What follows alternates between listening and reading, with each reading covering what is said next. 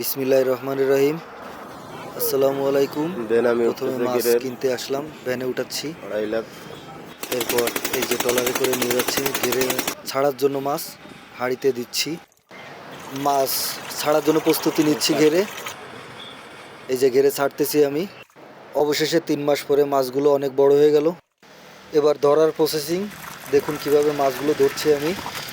অবশেষে অনেক বড় হয়েছে মাছগুলো, ধরে আপনাদের দেখাচ্ছি। বেনামি চিংড়ির চাষ খুবই সফল হচ্ছে আমি মনে হচ্ছে। দেখা যাক, আপনাদের জানাবো আস্তে আস্তে করে। দেখুন কিভাবে মাছগুলো আমি ধরি। অবশেষে জাল উঠাচ্ছি, উঠানো প্রায় শেষের পথে। আপনারা জানেন বেনামি চিংড়ি মানেই সাদা সোনা হিসেবে আখ্যায়িত, খুব দারুণ মাছ। আপনারাও এই মাছ চাষ করতে পারেন। যদি আপনাদের এই মাছগুলো লাগে আমাদের সঙ্গে সরাসরি যোগাযোগ করতে পারবেন, আমাকে নক দিবেন, আমি অবশ্যই আপনাদের এই বিষয়ে জানাবো। দেখুন কত সুন্দর মাছগুলো। আসসালামু আলাইকুম।